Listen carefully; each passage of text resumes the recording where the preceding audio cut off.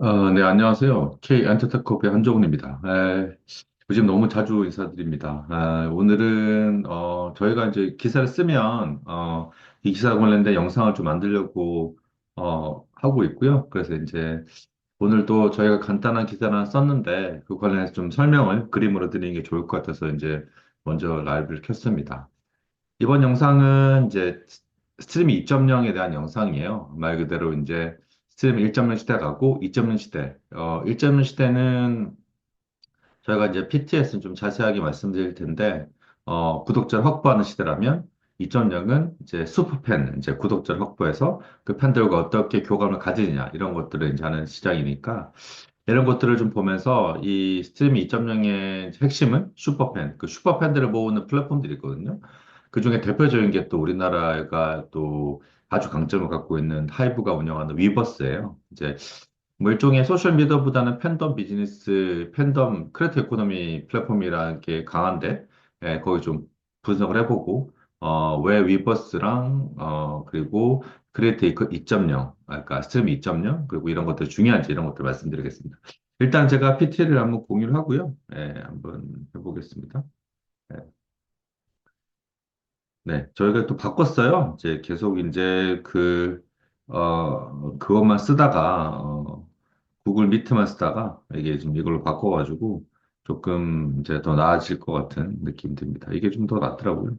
제가 돈을 좀 썼습니다. 네, 그렇게 해서 한번 저기 어떤 게 있는지를 한번 보고요. 자, 그러면은 일단은 요거 사실 요 내용이에요. 요 내용인데 저희가 이제 PT를 하나 만들기 있거든요. 그래서 이제 이게 이제 지금 이 스트림 2.0에 대한 내용입니다. 그 위버스에 대한 기사인데 이거 좀 이따가 보여드리면서 또 다시 한번 말씀을 드리겠습니다.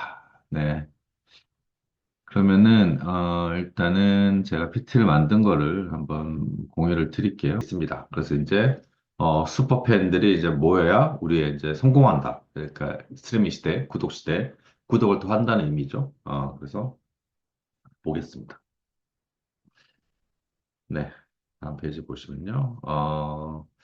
일단은 이제 슈퍼팬부터 먼저 정리를 할게요. 슈퍼팬이라고 하면은 뭐 여러 가지 정의가 있지만, 그러니까 일반 팬보다 보다 더 좀 이 크리에이터들에 좀 더 몰입하는 이런 슈퍼팬이고요.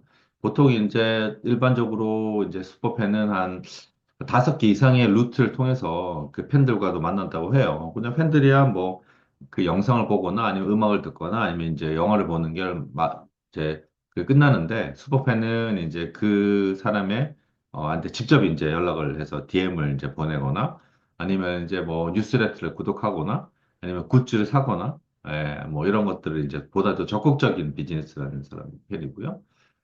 근데 이런 슈퍼팬들은 지금 제일 강력한 게 K 콘텐츠 중에는 K-팝입니다.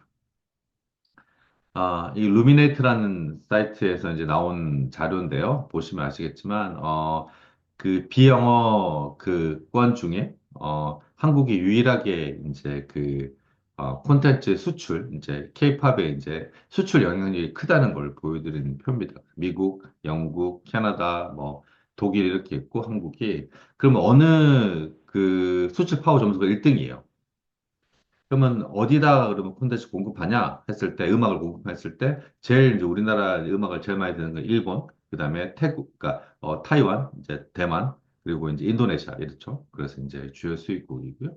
그리고 글로벌 시장 진출을 또 이제 많이 했죠. 그래서 이제 국내 아티스트들이 이미 이렇게 루미네이트가 그 전적으로 이제 콘텐츠 수요나 이런 쪽으로 이제 영향력 이런 걸 이제 측정하는 회사거든요. 그런데 이제 여기 측정한 결과 이미 12개 지역에서 미국 포함해서 이제 50개, 상위 50위 안에 한국 아티스트가 들었다. 이런 걸 이제 말씀드리는 거죠.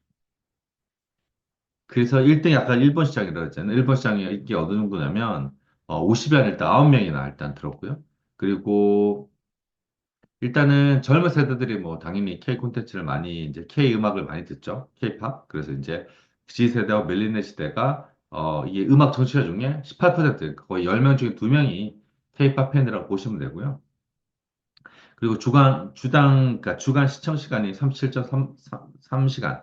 뭐 엄청난 거죠. 그리고 여기 이제 그 지도에서 보시면, 이게 파랗게 좀 세게 되어 있는 데가 조금 더 이제 그 진한 데가 한국 음악이 조금 더 이제 강세를 띠고 있는 지역입니다. 이렇게 아시아 지역에서 이제 넓게 분포되어 있는 걸 볼 수가 있습니다.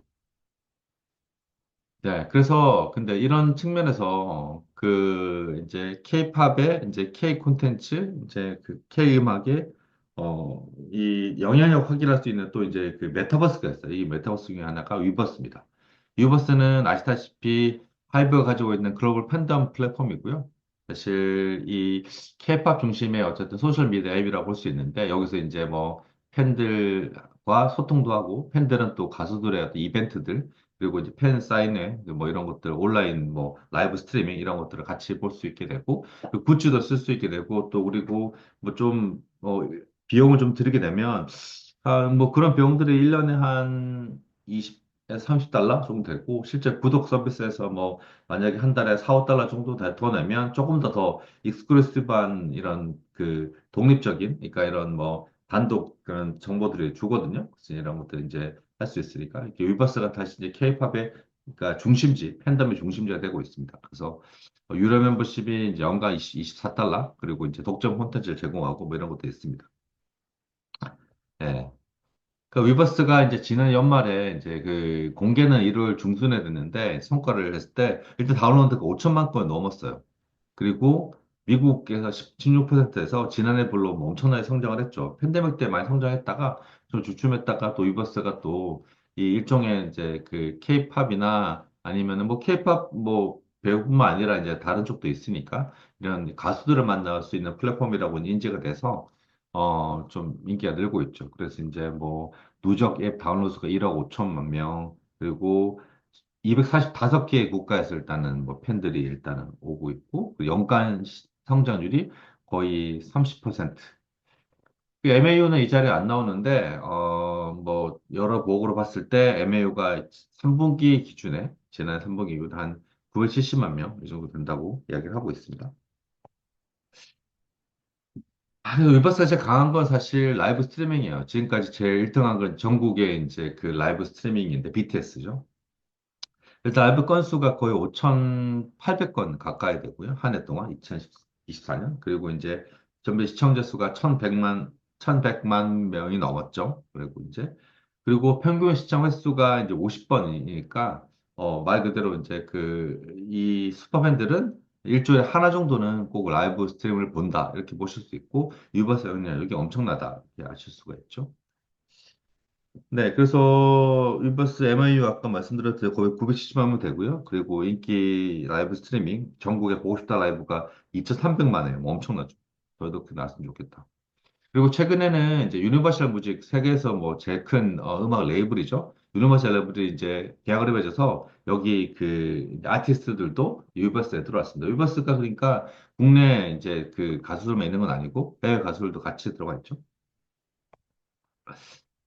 네, 그래서 결국에는 이런 이제 그 위버스든 케이팝이든 제일 중요한 게 슈퍼팬인데요. 구독 모드들을 운영을 하면 그 슈퍼팬, 그러니까 슈퍼의 특징 이런 것들이 이제 있죠. 그 말 그대로 이제 말씀드린 대로 이제 다양한 상호작용들 5개 이상의 방식으로 아트 소통하고 있고요. 그리고 높은 참여도 당연히 자기가 좋아하는 사람들한테는 참여를 많이 하고 그리고 이게 구매로 이어지고 있고요. 그리고 충성도 그 특정 배우나 이제 그 작가나 아니면 감독이나 아니면은 이제 가수들한테도 이제 또 관심이 많죠.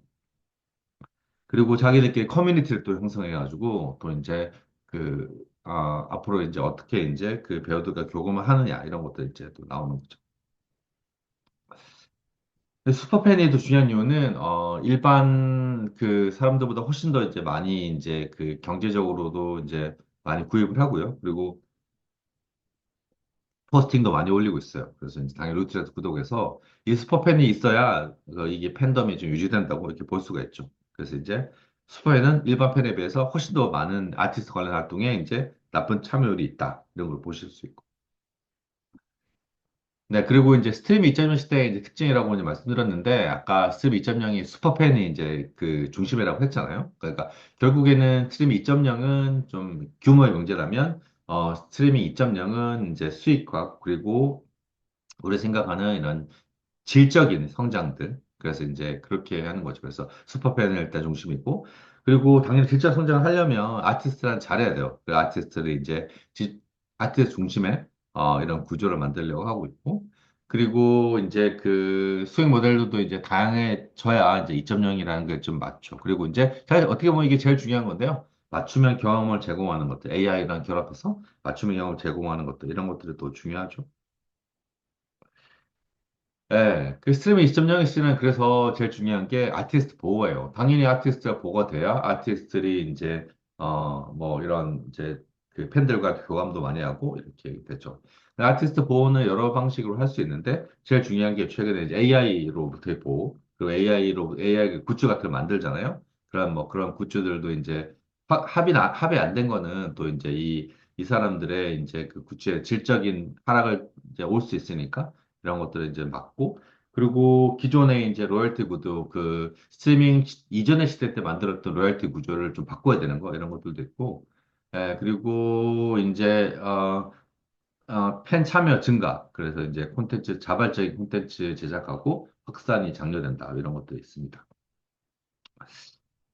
네, 그래서 근데 2000년 시대에 또 해야 되는 게 뭐였냐면, 이제 이거는 이제 유니버셜 뮤직이 이야기했는데, 사실 그 슈퍼팬을 왜 필요하냐 했을 때, 그 음악의 가치 회복을 위해서 필요하다. 이런 얘기를 했어요. 이게 무슨 말이냐면, 예전에 MP3 세대나 이제 복제가 사실 많이 안 됐을 경우에는 이 음원에 대한 가격이 되게 높았단 말이에요. CD 비싸고, 뭐 MP3도 이제 그랬는데, 지금은 음원이나 이제 라이브 스트리밍 가격이 거의 제로에 수렴하잖아요.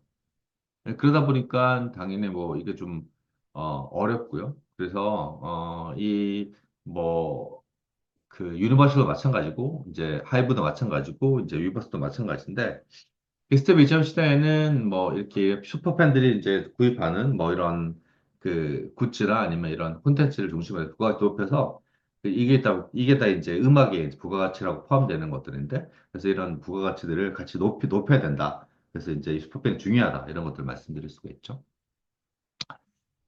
네, 그 슈퍼팬들을 이제 점점 중동하고 있는데 그 이유는 요즘에 이제 뭐 돈이 라이브 스트리밍도 비싸고 뭐 얼마 전에 이제 테일러 스위프트도 그러니까 거의 그냥 2년에 넘게 그 이제 글로벌 투어 이제 그 The Era of 이제 투어스 이제 끝났는데 거의 3조 원을 벌었다고 하잖아요. 그래서 이제 음악 라이브 시장은 이제 좀 계속 그 점유율이 또 이제 올라가고 있고, 그리고 이제 그 음악 라이브를 또 즐기려는 사람도 늘어나니까 돈도 이제 좀 비싸지고, 어쨌든 티켓 가격이 또 계속 올라가고 있습니다. 근데 티켓 가격이 또 올라가는 이유는 또 G세대들, 젊은 세대들이 또 이전 세대보다는 훨씬 더 이 라이브 음악을 많이 즐기기 때문에 그래서 계속 가격이 올라가고 있죠. 그래서 음악 스트리밍은 최근에 이제 이런 일이 있었습니다. 가격 인상이 됐고 차별화될 포인트, 특히 그 음악 스트리밍들도 이제 스트리밍 2.0 시대에 맞춰가지고 팬들을 위한 이런 서비스들, 구독 서비스들이나 팬 전용 그러니까 약간의 그런 뭐 팬들이 인사하고 이런 것들을 또 프리미엄 구독 모델들을 지금 구입하려고 하고 있고요. 그리고 아티스트를 또 지원하려고 하는 뭐 이런 음악 이제 변화가 있습니다. 사실 그 슈퍼팬이라고 스트림 2.0은 유니버셜 뮤직 그룹이 먼저 만든 건데요. 결국에는 유니버셜 뮤직 그룹도 이제 기존에 이제 음악으로 돈을 벌기 어렵기 때문에 슈퍼팬을 적극 키워서 그래서 위버스에도 그 MOU로 들어가긴 했죠.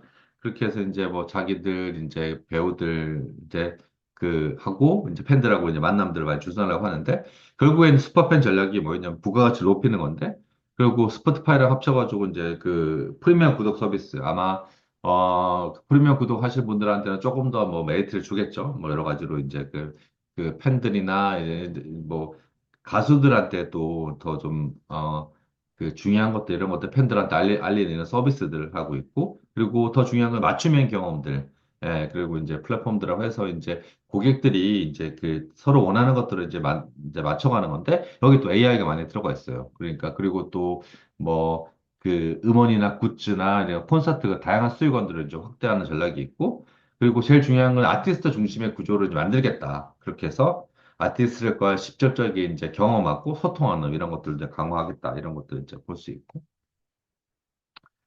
그렇다면 슈퍼팬이 이제 음악에서만 존재하는 거 아니잖아요. 지금 케이팝이 아까 뭐 글로벌에서 인기가 있다고 하는데 이미 일단이 슈퍼팬들이 이제 많았기 때문에 인기가 있는 거거든요.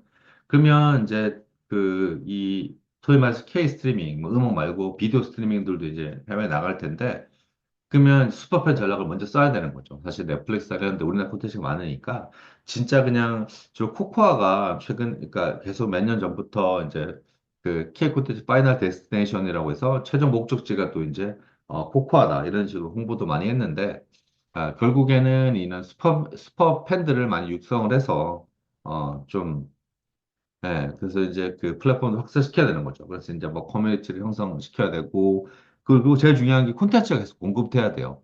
그러니까 그 이런 스트리밍이 되려면. 그리고 이제 팬들이 좋게 서로 만드는 콘텐츠도 있어야 되고, 그리고 이제 다양한 이제 문화적인 배경을 좀 융화해가지고, 이런 현지인들도 잘 어울릴 수 있는 이런 것들도 필요하죠.